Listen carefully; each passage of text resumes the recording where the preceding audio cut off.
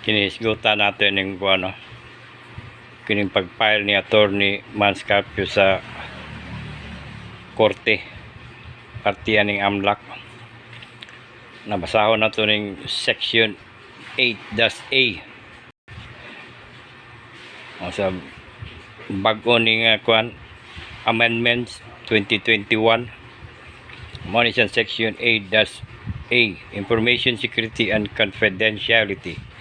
The AMLAC and its secretariat shall secure, protect information received or processed and shall not reveal in any manner, basi unsang klase nga manner, dili gid pwede i-reveal any information known to them by reason of their office.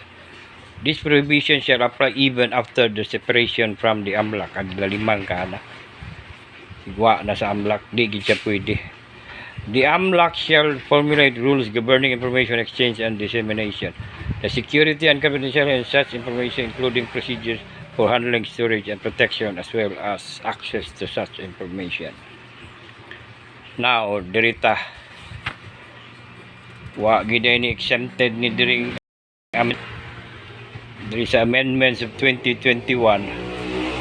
Wa gid mga amendments na kabutang, wala gid mga exemption. Dirita sa section 14, section 7, section 14, paragraph D. Dirita of Republic Act number 9160 as amended. Breach of information security and confidentiality. The punishment of imprisonment ranging from 3 to 8 years and a fine of not less than 500,000 Philippine pesos but not more than 1 million Philippine pesos. Person convicted for a violation under section 9, tong section 9 or section 8-A on information security and confidentiality on this act. If the offender is public official, kini klaro ni, kung ang offender is public official or employee, he shall, in addition to the penalties prescribed herein, suffer from penalty of perpetual, perpetual gidayo, or temporary absolute disqualification from public office. Lupig pa na impeach as the case may be.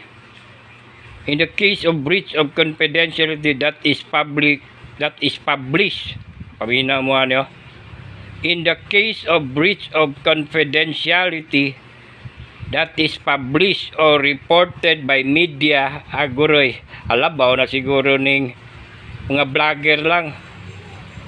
The responsible reporter, writer, president, publisher, manager, and editor-in-chief shall be liable under this act. Alabaw na ni mga vlogger ron, mga pataka na nag-report. Kulong yun mauna ni ron, mas mauna pa noon sila makulong hinoon kaysa gi-impeach.